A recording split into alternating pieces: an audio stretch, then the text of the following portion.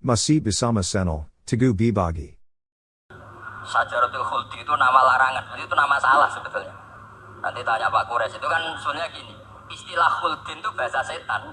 Hal adulluka ala syajaratul Khuldi wa mulki la yabla. Jadi iblis itu goda Adam, kamu ingin mangan pohon keabadian. Jadi kalau kita istilahkan syajaratul Khuldi, berarti mengesahkan istilah yang dipilih setan. Ini jadi masalah, makanya saya gak sukanya anut-anut wong muni syajaratul Khuldi ya ikut Syajaratul Khuldi, tapi ini sebetulnya bahasa yang dipakai setan. Singkat cerita Nabi Adam itu akhirnya makan tapi tidak banyak, makanya sebagian aja diredaksikan dzaqo itu ngicipi. Makanya ada akala, berarti zauk juga disebut aklu, tapi aklu yang sedikit disebut zauk atau dzaqo. Nah, ketika makan itu Allah duko, tapi duko orang yang dicintai. Diwarai, cung Adam, kowe tak warai donga supaya tak sepuro. Jadi kaya anak ape minggat wong disayang, disangoni minggatlah tak sangoni. Makanya wajal sayyiati man ahbabta. Disangoni fatalaqa Adam min rabbi kalimatin fataba alaih. Makanya saya kalau baca ayat itu cek enak jadi sangoni, maca iki cung yo kok ben. Jadi minggat digani HP mbek dhuwit kok nek wis kepen mulai ya semulai. Makanya itu jadi Quran itu luar biasa. Akhirnya Nabi Adam ya benar diusir tapi sudah bawa bekal dimarahi oleh pengiran. Nah ternyata apa? Maksiatu Adam itu maksiatu mu'azzimin, maksiatnya orang yang sangat menghormati Allah. Jadi kalau kamu ingin jadi wali itu pertama harus kamu berstatus al-mu'azzim, al-musabbih. Ternyata kata kuncinya gini, kata tafsir Ibnu Katsir ini. Waqo sama huma inni lakuma laminan nasih. Saya ini kan muridnya Mbah Maimun, muridnya bapak saya. Kan gak kebayang orang pakai namanya Allah kemudian dusta. Jadi Nabi Adam dirayu setan kayak apa itu gak pernah tertarik. Gak pernah tertarik. Tapi akhirnya setan bilang, wallahi demi Allah, bahwa saya menyuruh kamu makan buah khud itu laminan nasihin. Wallahi, pakai kata wallahi. Terus Allah ya sudah merevisi larangan itu, sekarang sudah bilang boleh. Nah karena kata pakai wallahi, terus kata Nabi Adam, fawwah wa izzatika ya rabbi ma dzanantu anna ahadan yahlifu bika kadiban. Ini dawuh Nabi Adam. Adam wis tak kandhani kok ora nurut alasan apa. Terus Adam tetap mengiran wa izzatika, demi kehormatanmu ya Allah, fawallahi ma adzunnu anna ahadan yahlifu bika kadiban. Saya tidak pernah ngira ada hambamu, ada makhluk kemudian mencatut nama engkau kemudian dia dusta. Kenapa saya sebut-sebut nanti tadi asmane Mbah Mun? Andai kan saya punya teman biasa bodoni saya, nipu saya, terus bilang gini, Gus Bah nanti timbali Mbah Mun, dan dia sumpah, kira-kira tak pikir apa enggak? Enggak, pasti saya langsung meskipun ya dibodoni. Karena saking wibawanya Mbah Mun, sehingga saya tidak ngecek lagi orang ini bohong apa tidak. Nah, Nabi Adam saking wibawanya Allah di hatinya Nabi Adam, kita disebut wallahi. Allah sekarang halalkan itu, sudah tidak pikir panjang. Karena dia tidak pernah ngira ada orang mencatut nama Allah kemudian dia dusta. Seperti di dunia santri misalnya ada yang dipanggil Habib Ali, masa disumpah sih, tenang tau ora. Oh itu mesti temen yang biasa bodoni sampean lah, mesti langsung saking takutnya kan gitu. Sampean takut istri dibilangi teman, bojomu nelpon. Wah, itu mesti tidak dikonfirmasi lagi itu. Saking takutnya itu. Nah, Nabi Adam itu seperti itu. Saking takzimnya kepada Allah sehingga ketika disebut wallahi. Nah, itu yang kata kuncinya waqa sama huma inni lakuma laminan nasihin fadallahuma bihur. Itu kalau sampean neliti. Ini kesangannya Pak Kures pakai madatul kalimah itu kelihatan. Fadallahuma itu rujuknya ke iblis. Jadi Adam di situ korban terus. Kan waqo sama huma iblis sumpah ke Adam Hawa. Fadallahuma iblis menunjukkan Adam Hawa. Sehingga dia dua orang ini maksiat semuanya korban. Dia hanya sebagai objek. Kreatornya yaitu iblis. Tapi Nabi Adam sampai tertipu tuh gara-gara tadi. Wa izzatika ya Rabbi ma adzunnu anna ahadan yahlifu bika kadiban. Ketika menyebut nama engkau, saya tidak pernah mengira ada orang yang menyebut nama engkau kemudian dia dusta. Bisa bayangkan orang paling brengsek sekalipun teman saya kalau bilang Gus sampean dipanggil Mbah Mun, tentu tidak saya pikir lagi. Atau di pondok sini, Kang diceluk Habib Ali, ditimbali Habib Ali. Sampean konfirmasi apa enggak? Enggak kan? Apalagi ini Allah Subhanahu wa ta'ala. Jadi wong nek bakat wali. Itu begitu. Nah, kalau jenis ini kok salah? Wa al sayyiati man ahbab. Kanjeng Nabi dalam lahirnya juga pernah salah dalam lahirnya. Karena Nabi memberi izin orang-orang munafik gak ikut perang. Salahnya secara fikih adalah kewajiban perang zaman itu.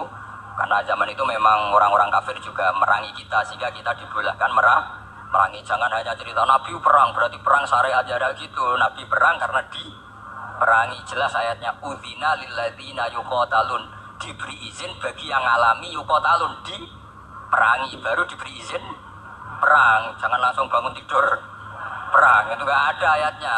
Qatilul ladzina yuqatilunakum, merangi yang merangi kamu, wa akhrijuhum ya min haitsu akhrajukum, musir yang musir kamu. Jadi perang itu akibat bukan sebab. Akhirnya Nabi itu secara fikih itu salah. Secara fikih karena memberi izin orang munafik. Tapi Allah ketika sama Rasulullah Muhammad SAW, karena kekasihnya, ngendikane sudah dimulai afawwahu angka. Muhammad tenang wae wis tak sepuro. Cuma aku takok kena apa kok buka izin.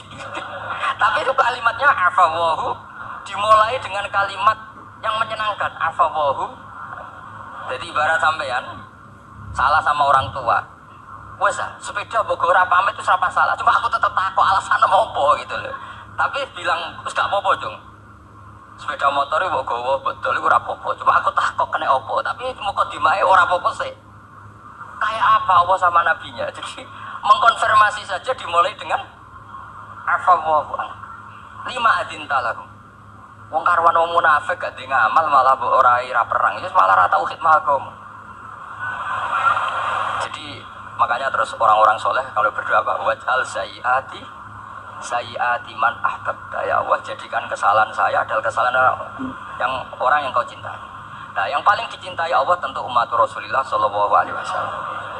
Sama tak beri ijazah kali ini, tak ijazahkan nggak apa-apa karena ini hadis sahih musalsal. Umatnya Nabi kok gak enak. Kontrak pangeran sebelum salah itu sudah ada kontrak.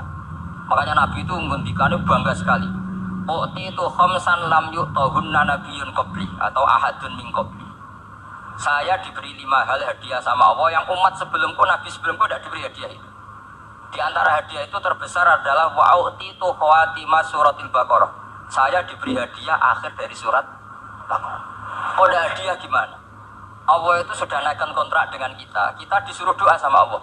Rabbana la tu'akhidna in nasina wa akhtana. Ya Allah, suatu saat saya salah, padahal kita pasti salah. Suatu saat Gusti, suatu saat kita salah, jangan kasih sanksi loh.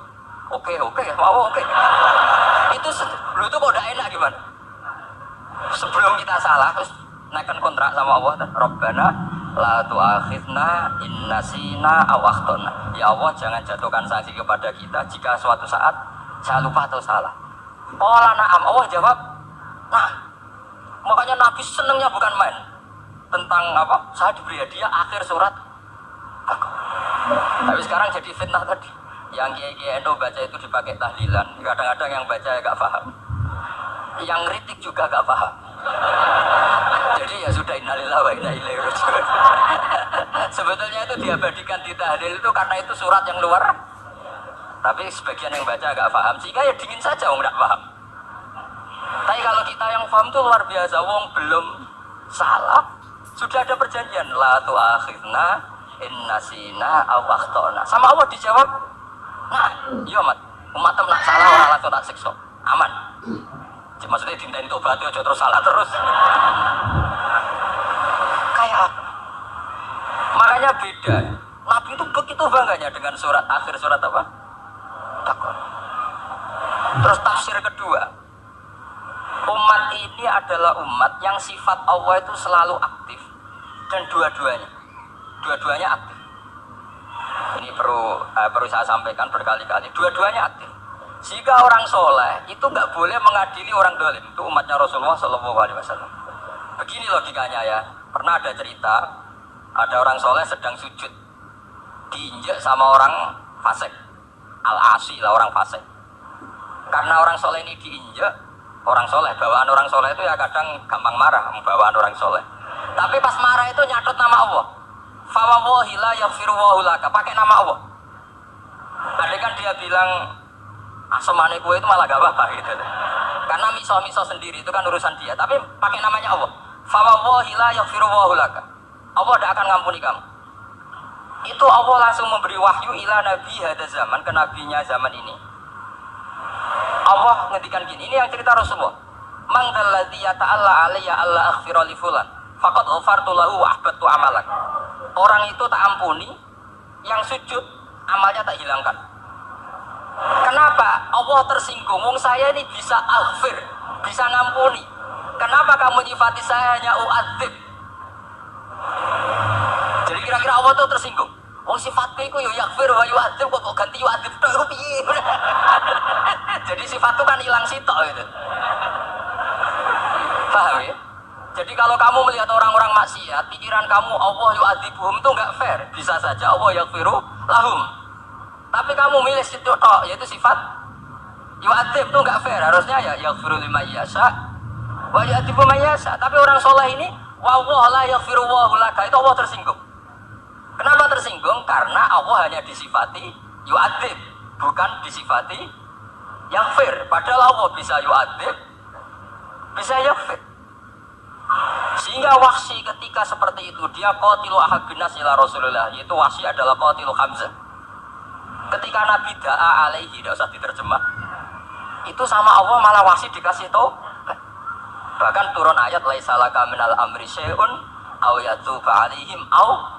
Jadi kita melihat ahlul maksiat, oke kita tidak cocok dengan mereka, tapi tidak cocok tetap berharap mereka tahu kita tarbiyah.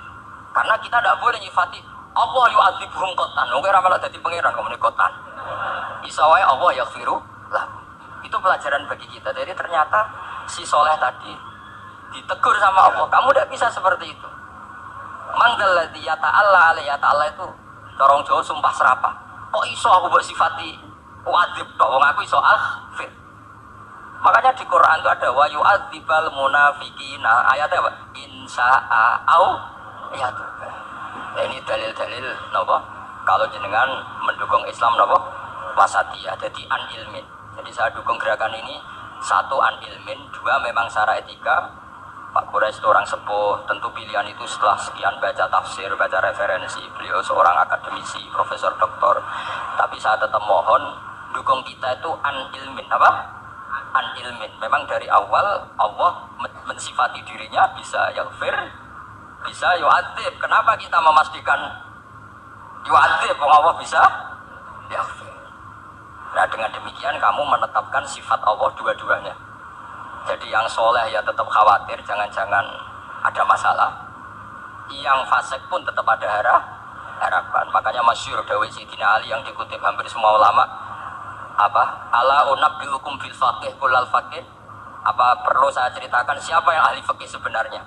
Apa kata Sayyidina Ali? Sebagian orang malah memarfukan ini ke Rasulullah Shallallahu Alaihi Wasallam. Kalaupun ini tidak hadis marfu, dawuh Sayyidina Ali pasti tercermin dari keinginan Rasulullah Shallallahu Alaihi Wasallam. Ketika Nabi ditanya siapa itu al-faqih wal al-faqih atau Sayyidina Ali, malam yuqnitin nas min rahmatillah walam yu'amminhum min makrillah. Apapun kondisinya orang jangan putus asakan dari rahmatnya Allah. Sehingga Nabi itu pernah sangat serius ngadepi orang-orang fasik. Tapi setelah dimultazam sama Allah ditegur, kalau kamu begitu rahmat saya kata Allah kamu batasi. Semenjak itu Nabi terus rileks. Dan Nabi kalau ibadah itu mesti milih yang paling gampang. Makhira Rasulullah sallallahu alaihi wasallam amroini ilakhtaron apa? Aisarahuma, pasti milih yang paling gampang. Termasuk Nabi unik itu tofa rokiban. Semua sahabat itu tofu musyatan, semua tawaf secara jalan. Tapi Nabi tofa rokiban. Jika kata ulama-ulama usul fikih, afdal mana? Ya afdal tawaf secara jalan karena al-ajr bi qadrit ta'am. Tapi untuk Nabi itu afdal tofa rokiban. Kenapa? Karena Nabi adalah muallimul ummah, pengajar umat. Kalau Nabi tidak tofa rokiban, maka orang akan bilang syarat sahnya tawaf harus jalan. Barokahnya Nabi naik unta, orang mengesahkan tawaf secara rokiban. Tapi saya ini keterusan jangan nom-nom dong nganggo skuter kok teletabis. Ya kula ya ora cocok.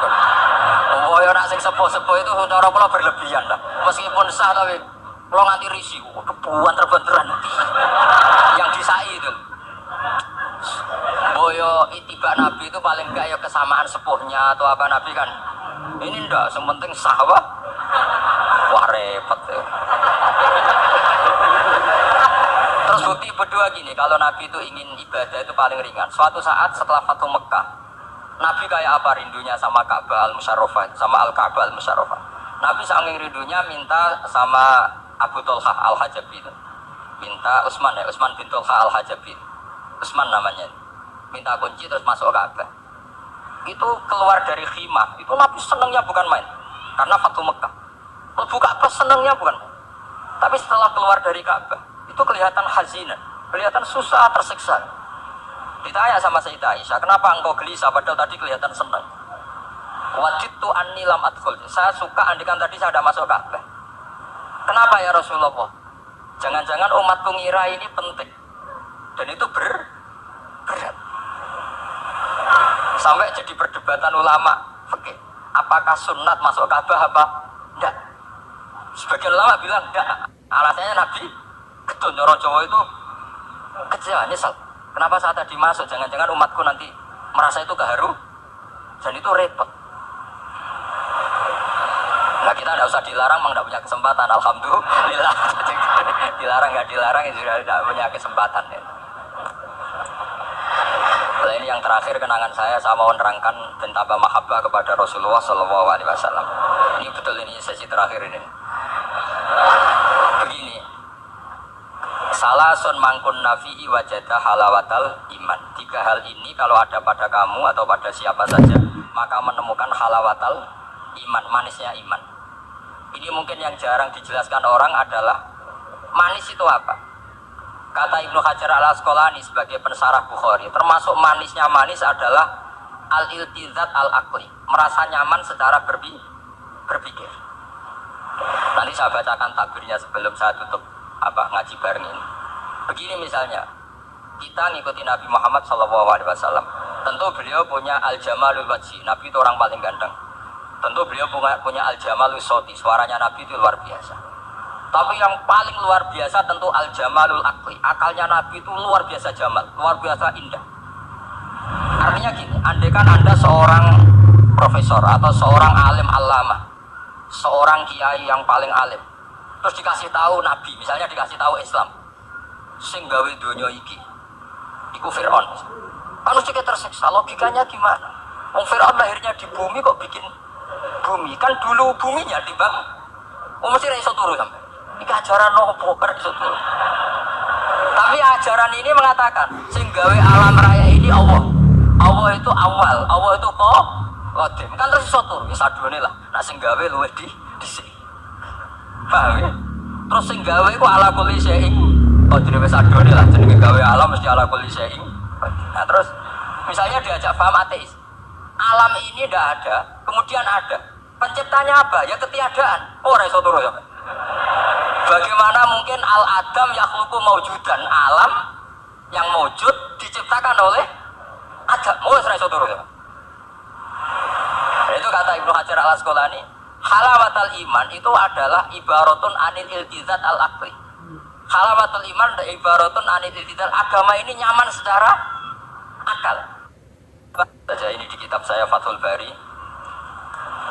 Ini di juz 9, di kitab saya halaman 193 ya. Karena mungkin sampai beda cetakan atau enggak ada nomornya karena enggak punya, enggak tahu saya. Banyak ini tak. Tapi ini nanti saya tak tinggal di Mas Wafa ini. Nanti yang enggak boleh di ngopi saja, di foto aja. Lumayan ben ngaji ku nganggo kitab ben wong alim itu keren ya. Saya baca Bismillahirrahmanirrahim. Halawatul iman. Beliau ngendikan wa yaltaddu bidzalika iltizazan aqliyan. Jadi orang merasa nyaman secara iltizazan aqliyan, akalnya merasa nyaman. Idzil iltizat al-aqliyu idraku ma huwa kamalun wa khairun min haitsu huwa kadzalik. Disuruh minum obat. Tentu secara watak kamu tidak senang karena obat itu pahit. Tapi kamu merasa nyaman setelah sakit minum obat merasa nyaman karena ada harapan sembuh. Jadi watak kamu tidak seneng, lidah kamu tidak seneng karena pahit, tapi akal kamu seneng. Wah enak aja berarti suntik, berarti infus, berarti minum obat. Berarti itu namanya iltizadan aklian. Akal kamu merasa apa? Nyaman karena telah melakukan sesuatu yang sesuai akal. Tak baca ya, misalnya al murad bil hubbi huwa al hubbul akli alladhi huwa itharu ma yaqtadi al aqlu salimu rujhana wa in kana ala khilafi hawan nafsi kal marid yu'afu ad-dawa bi tab'i fayanfaru anhu wa yamilu ilai bi muqtada aqli. Kayak kita sakit tentu dioperasi itu tidak senang, bayangno wedhus apa usus dledel-dledel kan enggak senang secara hawan nafsi. Paham ya? Tapi secara akal karena kamu divonis usus buntu, senang mana setelah dioperasi sama sebelumnya? Nah, senang dioperasi itu namanya al-iltizat al-akli. Ini kata Ibnu Hajar al-Asqalani. Wal aqlu yaqtadi rujhana janibi dzalik. Nah, terus saya teruskan. Idzil iltizat al-aqli idrakuma huwa kamalun wa khairun min haitsu huwa. Jadi saya bayangkan, makanya saya kalau baca Quran tuh sering saya nangis. Misalnya tadi, am khuliqu min ghairi syai'in am humul khaliqun am khalaqus samawati wal ard. Masa alam raya yang wujud ini semua maujudat kemudian dirumuskan bahwa penciptanya adalah al-adam, kenihilian, nihilisme. Kebayang nggak sampai ini suatu roga? Ono nabi terus congkoe kudu iman alam raya ini sing wujud diciptakno ketiada. Wes ra iso turu yakin ra iso. Tapi kalau nabinya bilang hadhil awalim atau hadhil alam khalaqaha Allah itu siapa? Al-Qadim, wajibul wujud, ala kulli syai'in qadir, lahul asmaul husna, lam yalid walam yulad walam yakul lahu kufuwan ahad. Oke, keren kan gitu. Itu jenenge al-iltizat al-akli. Kalau kamu sudah ngalami seperti itu, wajadah halawatal